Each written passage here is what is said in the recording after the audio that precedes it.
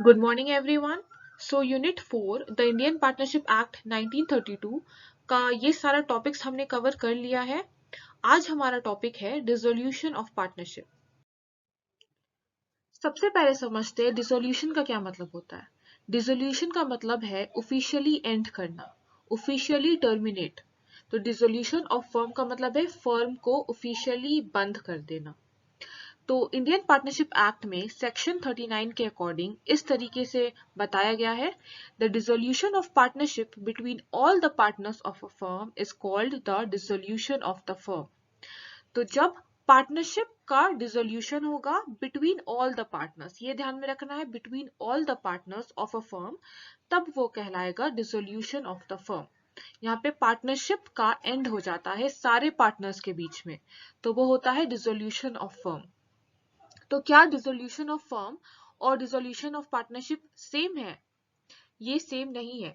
Indian partnership act में ये दोनों को डिफरेंशिएट किया गया है। हमने देखा डिसोल्यूशन ऑफ फर्म में क्या होता है, फर्म का एंड हो जाता है, फर्म को बंद कर दिया जाता है। लेकिन डिसोल्यूशन ऑफ पार्टनरशिप में फर्म कंटिन्यू करता है, फर्म एग्जिस्ट। ठीक है, इसमें जो पार्टनर्स के बीच में रिलेशनशिप है पार्टनरशिप का, उसमें चेंजेस आता है, वो रिकंस्टिट्यूट होता है। वो कैसे, एग्जाम्पल देखते हैं। ए बी और सी है, सी डाइड, ठीक है, सी अब नहीं रहा, सी का डेथ हो गया। तो ए बी और सी के बीच में पार्टनरशिप था, अब सी का डेथ हो गया तो ये तीनों के बीच में जो पार्टनरशिप है उसका एंड हो जाएगा।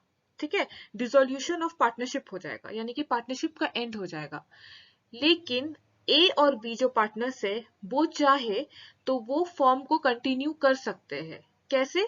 उन लोग न्यू पार्टनरशिप फॉर्म करेंगे बिटवीन ए एंड बी। अब ए बी और सी के बीच में जो पार्टनरशिप था उसका एंड हो जाएगा और न्यू पार्टनरशिप फॉर्म होगा बिटवीन ए एंड बी। तो वो होता है डिसोल्यूशन ऑफ पार्टनरशिप या फिर रिकॉन्स्टिट्यूशन ऑफ पार्टनरशिप।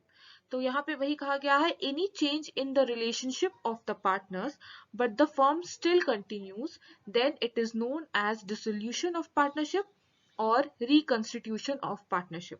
तो हमने देखा रिलेशनशिप, क्या रिलेशनशिप चेंज हुआ, ए बी और सी के बीच में जो पार्टनरशिप था वो रिलेशनशिप चेंज होकर अब होगा ए और बी के बीच में पार्टनरशिप, न्यू पार्टनरशिप कॉन्स्टिट्यूट होगा, इसलिए कहा गया रिकॉन्स्टिट्यूशन ऑफ पार्टनरशिप या फिर डिसोल्यूशन ऑफ पार्टनरशिप। तो डिसोल्यूशन ऑफ फर्म होने में ये जरूरी है कि डिसोल्यूशन ऑफ पार्टनरशिप होगा, फर्म का एंड हो जाएगा तो ऑब्वियस बात है पार्टनरशिप भी अब एंड हो जाएगा।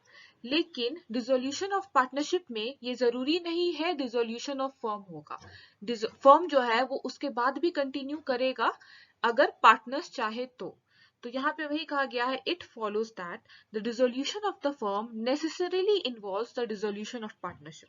डिसोल्यूशन ऑफ फर्म होगा मतलब it is necessary that dissolution of partnership भी होगा, but dissolution of the partnership may or may not involve the dissolution of the firm।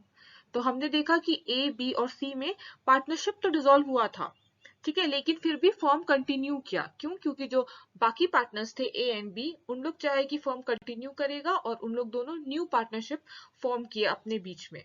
तो यही होता है dissolution of firm and dissolution of partnership. आगे देखते हैं डिसोल्यूशन ऑफ फर्म के क्या क्या तरीके हैं, यानी कि किन तरीकों से फर्म को डिसॉल्व किया जा सकता है, फर्म को बंद किया जा सकता है। पहला है बाय एग्रीमेंट। तो पार्टनर्स चाहे तो उन लोग अपने कंसेंट के थ्रू, यानी कि सभी पार्टनर्स अगर एग्री करेंगे या फिर उन लोग कॉन्ट्रैक्ट, अपने आपस में कॉन्ट्रैक्ट बनाएंगे और इस बेसिस पे उन लोग फर्म को डिसॉल्व कर सकते हैं। तो वही ये पार्टनरशिप, हमें पता है कि पार्टनरशिप फॉर्म भी होता है कॉन्ट्रैक्ट के थ्रू और उसको एंड भी किया जाता है कॉन्ट्रैक्ट के थ्रू। इस तरीके से ये एक तरीका है जिससे फर्म डिसॉल्व कर सकता है। दूसरा ये है बाय नोटिस। तो यहाँ पे अगर पार्टनरशिप एट विल है, यानी कि पार्टनरशिप एट विल मैं आप लोग को बता चुकी हूँ, इसमें कोई फिक्स्ड टाइम नहीं रहता है, पार्टनर्स जब चाहे तब उन लोग पार्टनरशिप को ब्रेक कर सकते हैं, टर्मिनेट कर सकते हैं। तो इस केस में अगर कोई पार्टनर चाहे तो उसको बाकी पार्टनर्स को नोटिस देना होगा about his intention to dissolve the firm, कि वो फर्म को डिसॉल्व करना चाहता है और वो फर्म डिसॉल्व हो जाएगा from the date mentioned in the notice. वो नोटिस में जो भी डेट मेंशन किया रहेगा उस डेट में फॉर्म डिसॉल्व कर जाएगा। और अगर डेट नहीं मेंशन किया हुआ है तो as from the date of the communication of the notice, तो जिस डेट पे कम्युनिकेट किया गया है ये नोटिस के बारे, उस डेट में फॉर्म जो है वो डिसॉल्व कर जाएगा। आगे है on the happening of certain contingencies. Contingencies का मतलब है an event which may happen और मे नॉट हैपन, कुछ ऐसा घटना जो हो भी सकता है नहीं भी। तो अगर ये सारे इवेंट्स हुए that means form will dissolve. पहला है if constituted for a fix term by the expiry of that term. तो पार्टनरशिप अगर कंस्टिट्यूट हुआ है, फॉर्म हुआ है 3 साल के लिए, और वो 3 साल अगर एक्सपायर कर गया, 3 साल हो गया, दैट मीन्स फॉर्म जो है वो डिसॉल्व कर जाएगा। फिर है if constituted to carry out one or more adventures or undertakings by the completion thereof. तो जिस बिजनेस के लिए वो पार्टनरशिप कॉन्स्टिट्यूट हुआ है, फॉर्म हुआ है, वो बिजनेस कंप्लीट हो जाएगा तो फॉर्म डिसॉल्व हो जाएगा। फिर है by the death of a partner, अगर किसी पार्टनर का डेथ हो गया। By the insolvency of a partner, अगर पार्टनर इंसॉल्वेंट हो गया। इंसॉल्वेंसी का मतलब पता है सबको, इंसॉल्वेंसी में कोई भी इंसान केपेबल नहीं होता है अपना डेट्स को रीपे करने में, अब उसके पास कुछ पैसा नहीं रहता है कि वो अपना कर्जा चुका पाए। नेक्स्ट है कंपलसरी डिसोल्यूशन। तो ये दोनों अगर सिचुएशन आएगा, इसका मतलब ये है पार्टनरशिप बिल्कुल से वो डिसॉल्व कर जाएगा। फिर है उसमें है when all the partners or all the partners but one are adjust insolvent. Adjust adjust का मतलब है अगर कोर्ट डिक्लेयर कर दिया कोई पार्टनर को इंसॉल्वेंट होने से, यानी कि अगर सारे पार्टनर्स को कोर्ट ने डिक्लेयर किया कि सारे पार्टनर्स इंसॉल्वेंट है, अब कोई भी अपना कर्जा नहीं चुका सकता, तब फर्म डिसॉल्व होगा। या फिर all the partners but one, यानी कि सभी पार्टनर्स एक्सेप्ट वन। 3 पार्टनर्स है, 2 पार्टनर्स इंसॉल्वेंट हो गए और एक ही बचा, तो वो कैसे कंटिन्यू करेगा? पार्टनरशिप के लिए मिनिमम 2 पर्सन होना जरूरी है, तो ऑब्वियस है फर्म विल डिसॉल्व।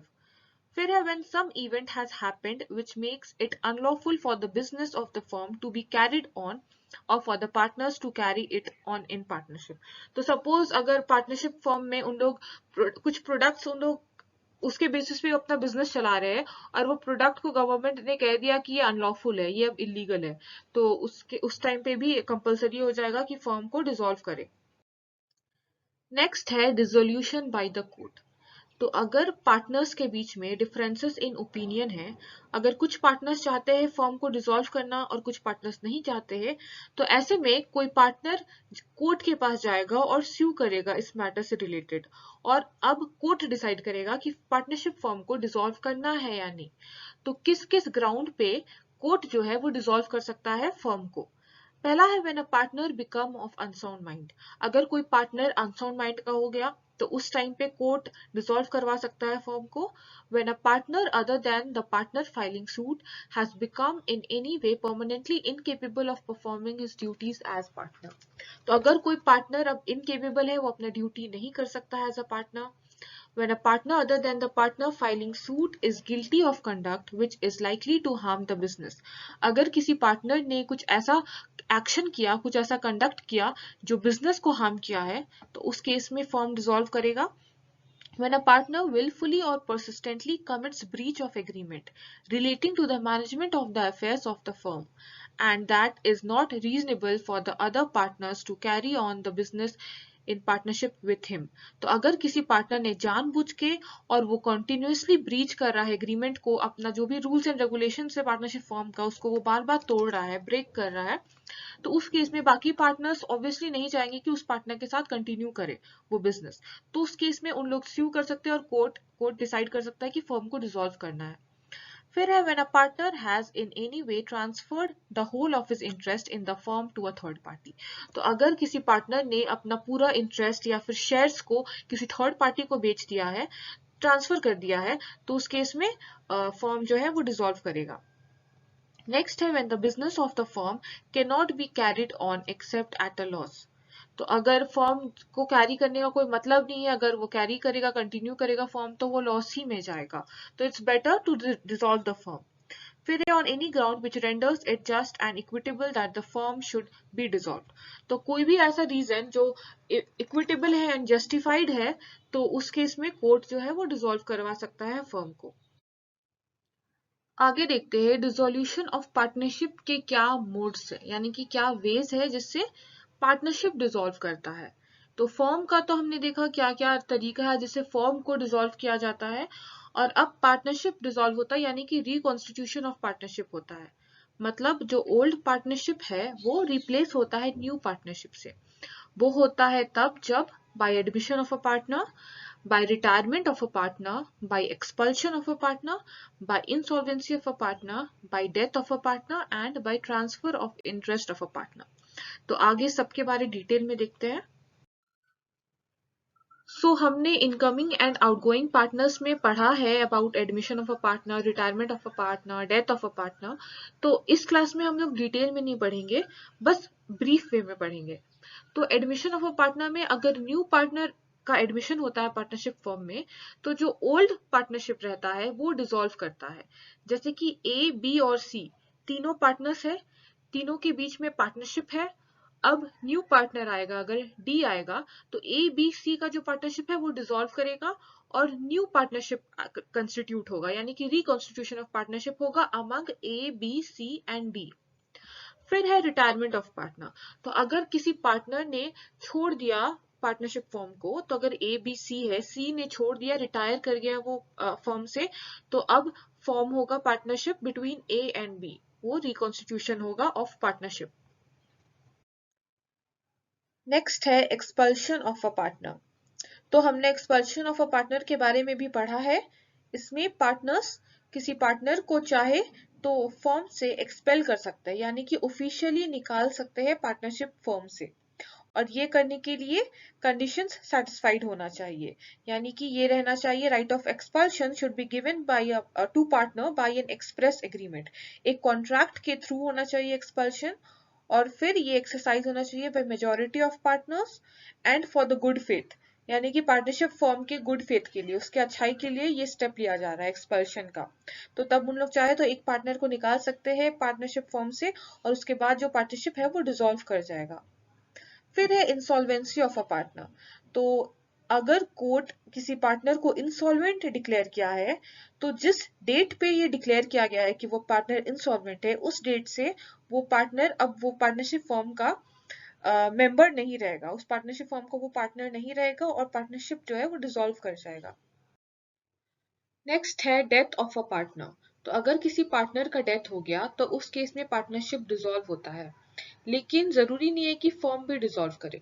जो बाकी के पार्टनर्स है उन लोग न्यू पार्टनरशिप फॉर्म करके उस फॉर्म को कंटिन्यू कर सकते हैं। फिर है transfer of interest of partner. तो अगर किसी पार्टनर ने अपना इंटरेस्ट ट्रांसफर कर दिया किसी थर्ड पार्टी को, यानी कि ट्रांसफरी जिसको ट्रांसफर हुआ है वो इंटरेस्ट, तो ट्रांसफरी के पास ये राइट नहीं है कि वो इंटरफेयर करे बिजनेस के कंडक्ट में, और यहाँ पे भी पार्टनरशिप डिसॉल्व करता है। तो हमने देखा modes of dissolution of partnership, यानी कि इन सारी तरीकों से पार्टनरशिप डिसॉल्व करता है या फिर रिकॉन्स्टिट्यूशन होता है पार्टनरशिप का। So that's all for today. Thank you everyone.